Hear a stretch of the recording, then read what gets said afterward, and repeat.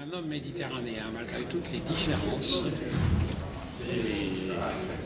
J'en ai une vive conscience, ayant parcouru, fait des colloques tout autour du bassin méditerranéen, du Maroc au Liban.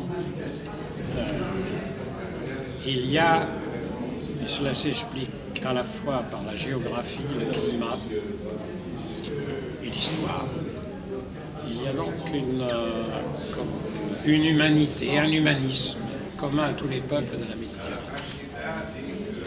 Ça, c'est la vision paisible, tranquille, mais cette vision n'est pas une vision idyllique, puisque le bassin méditerranéen, dont l'une des grandes inspirations d'ailleurs est la révélation d'Abraham avec les trois religions qui sont son héritage, les juifs, les chrétiens et les musulmans, et malheureusement cet héritage commun a souvent été vécu de façon conflictuelle. Pour faire bref, l'émergence d'une population jeune et très jeune, souvent diplômée, et sans travail et sans espoir de travail, donc sans horizon. Pauvreté, absence de travail, absence d'horizon et donc sentiment d'être là sans pouvoir agir et donc revendication aussi de responsabilité pour se faire de liberté. Tout un ensemble, comme disait mon maître en histoire Fernand Braudel, les grands événements ne sont jamais la résultante d'une cause unique. Il y a donc tout un ensemble, et il est bien clair qu'un pouvoir comme celui dont Moubarak est là depuis pratiquement une trentaine d'années,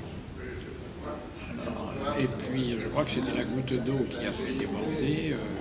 Ma réflexion à cet égard, c'est que de fait, c'est l'armée qui, dans ces pays, est le pivot et le centre et qui décide de l'avenir.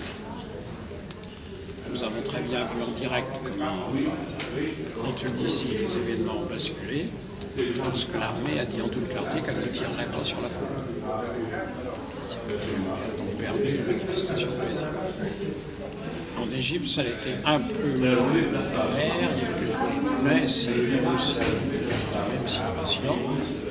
Et donc, après quelques jours, sans doute, des partisans extrêmes du régime craignaient, à juste titre, que la situation les marginalise, et ont donc suscité, il y a eu un peu des contre-manifestants, trublions, on les commandera, et c'est l'armée qui les a empêchés.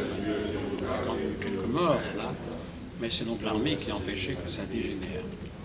Et aux dernières nouvelles que j'ai prises là en descendant de l'archevêché pour venir ici, j'ai donc vu que l'armée venait de décider, les généraux venaient de déclarer que les manifestants allaient être